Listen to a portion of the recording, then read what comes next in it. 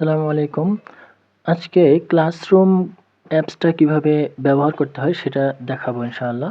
সেজন্য আমি Google Play Store এ এসে সার্চ করতেছি ক্লাসরুম লিখে। তো দেখেন প্রথমে আসছে, আমি ক্লাসরুম অ্যাপসটা ইনস্টল করে নেব। তো দেখেন ক্লাসরুম অ্যাপসটা ইনস্টল হয়ে গেল। এবার আমি এটাকে ওপেন করলাম। এখন এই ক্লাসরুম অ্যাপসে আমি জয়েন করব কিভাবে? এখানে আমাকে যে অ্যাকাউন্ট দিয়ে জয়েন করতে বলছে, তো আমি ধরা যাক আমি এই অ্যাকাউন্ট দিয়ে জয়েন করব। এজন্য আমি ওই অ্যাকাউন্টে ট্যাপ করলাম। অ্যালাউ করে দিব নোটিফিকেশন। দেখেন এখানে আমার কোনো ক্লাস নাই। এখন আমাকে যেটা করতে হবে যে আমাকে ওই যে একটা ক্লাস লিংক দেওয়া হবে আমার গ্রুপের মাধ্যমে বা আমাকে যে কোনোভাবে। তো আমার এমন একটা লিংক আছে আমার হোয়াটসঅ্যাপ গ্রুপে। তো সেই লিংকে আমি যদি যাই, এই যে এটা হচ্ছে আমার লিংকটা, যে আমার কোন ক্লাসরুমে আমাকে ইনভাইট দেওয়া হয়েছে সেই ক্লাসরুমের লিংকটা। তখন এটাতে আমি যদি ট্যাপ করি, দেখেন যে ক্লাসের জয়েনের একটা লিংক আসছে। এখান থেকে আমি কোন অ্যাকাউন্ট দিয়ে জয়েন করতে চাচ্ছি সেটা দেখা যাবে। চাইলে এখান থেকে আমি সুইচ অ্যাকাউন্ট করে নিতে পারি। আচ্ছা, এখানে ক্লাস কোড দেওয়াই থাকবে, কোনো চেঞ্জ করার কোনো দরকার নাই। এভাবেই জাস্ট আমি জয়েন দিয়ে দিব। তো জয়েন দিলে আমার ক্লাসে জয়েন হয়ে যাবে। তো দেখেন এই যে এখানে দেখা যাচ্ছে যে এমএসসি সিএসসি এই ক্লাসটাতে আমি জয়েন হইতে পারছি। এখন এখানে এই ক্লাসের সমস্ত কিছু আমি দেখতে পারবো। নিচের দিকে তিনটা জিনিস থাকে, একটা হচ্ছে স্ট্রিম, একটা হচ্ছে ক্লাস ওয়ার্ক, একটা হচ্ছে পিপল। তো পিপলের এখানে জাস্ট কে থাকে সেটা দেখা যাবে। আর ক্লাস ওয়ার্কের এখানে দেখেন এই যে একটা অ্যাসাইনমেন্ট দেওয়া আছে, ঠিক আছে? তো অ্যাসাইনমেন্টের এখানে এই যে ইওর ওয়ার্ক, নিচে যে অপশনটা ইওর ওয়ার্ক, এই জায়গাটা ফাঁকা আছে, এখানে কিছুই নাই। তো আমাকে এইখান থেকে মূলত আমাকে এখন অ্যাসাইনমেন্ট অথবা কুইজ এগুলো সাবমিশন করতে হবে। কোনো একটা ডকুমেন্টকে আমরা কিভাবে পিডিএফ করতে পারি এবং সেই পিডিএফকে পরবর্তীতে বিভিন্ন জায়গাতে শেয়ার করতে পারি। সাপোজ যে আমরা আমাদের ক্লাসরুমে আমাদের পিডিএফ অ্যাসাইনমেন্ট অথবা আমাদের পিডিএফে কুইজ নেওয়া, তো সেগুলো আমরা সাবমিট করব। এই জন্য আমাদেরকে সবার প্রথমে আমরা যে খাতায় লিখেছি সেই খাতাটাকে সর্বপ্রথমে ছবি তুলে পিডিএফ করতে হবে। তো এই জন্য আমি আবার চলে যাচ্ছি প্লে স্টোরে। প্লে স্টোরে গিয়ে আমরা সার্চ করব ক্যাম স্ক্যানার নামে একটা অ্যাপে। এটা হয়তো অনেকেই ব্যবহার করেন, তারপরও আরেকবার সার্চ দিয়ে দেখাচ্ছি। এই হচ্ছে ক্যাম স্ক্যানার, এই যেটা হচ্ছে ক্যাম স্ক্যানার অ্যাপটা আমার অলরেডি ইনস্টল করা আছে, যেন আমি ওপেন করলাম। এখন ওপেন করার পরে এখানে হয়তো অনেকে লগ ইন করতে বলবে। তো আপনাদের যদি লগ ইন করার প্রয়োজন হয় তো লগ ইন করে নেবেন। তারপরে আমরা নতুন করে একটা অ্যাসাইনমেন্টে আমরা স্ক্যান করব আর কি। তো এই জন্য স্ক্যান করার জন্য আমরা সর্বপ্রথমে সবার উপরে দেখেন স্মার্ট স্ক্যান নামে একটা অপশন আছে এবং নিচে আছে ক্যামেরার মতো একটা বাটন। তো আমরা যে কোনো একটা থেকে স্টার্ট করতে পারি। ধরা যাক আমরা ক্যামেরা বাটনটাতেই স্টার্ট করলাম। এখন ক্যামেরাতে যখনই দিয়েছি দেখেন সাথে সাথে আমার দেখা যাচ্ছে যে আমার কোন ডকুমেন্ট আমি স্ক্যান করতে চাই।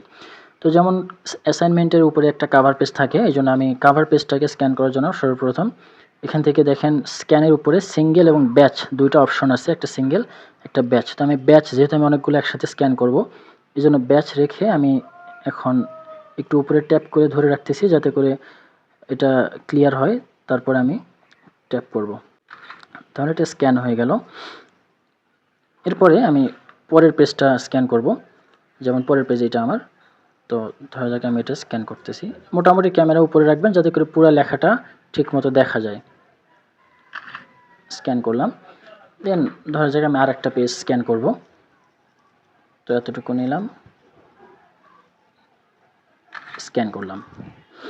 আচ্ছা, এতটুকু হওয়ার পরে দেখেন এখানে আমি চাইলে উপরে আমার ফ্ল্যাশ লাইটের অপশন ছিল এবং এখানে ওরিয়েন্টেশনের অপশন ছিল। এই যে এইচডির মধ্যে ট্যাপ করলে আমার এখানে ওরিয়েন্টেশনের অপশন আসে, যেখান থেকে ওরিয়েন্টেশন আসে অটো অথবা পোর্ট্রেট। তো আপনারা পোর্ট্রেট করে নিতে পারেন, সেটাতে আরও বেশি ভালো হয়, কোনোভাবেই ছবি বাঁকা হয়ে যাবে না। দেন আমার যদি স্ক্যান করা শেষ হয়ে যায় আমি এখান থেকে কমপ্লিটে দিব। কমপ্লিটে দিলে যেটা হবে, এখন আমার সবগুলো স্ক্যান হবে এবং এগুলো পেজ আকারে আসছে, দেখেন অলরেডি চলে আসছে।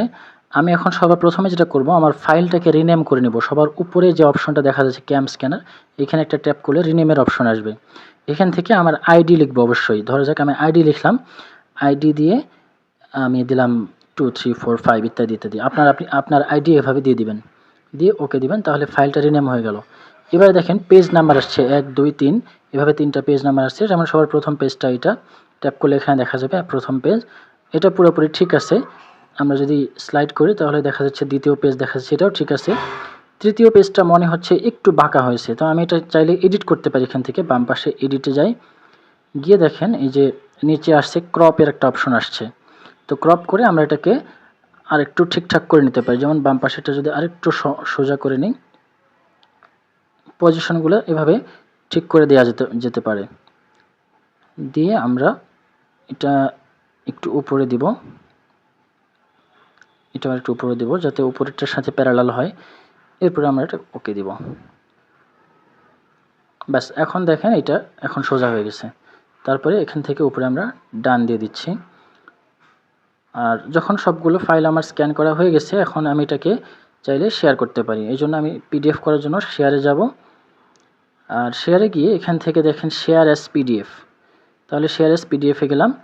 এখান থেকে আমি সরাসরি ক্লাসরুম অ্যাপসে আমি সাবমিট করে দিতে পারি। এখান থেকে শেয়ার পিডিএফের পরে দেখেন এখানে অনেকগুলো অপশন আসছে, যেমন হোয়াটসঅ্যাপ আছে, জিমেল আছে।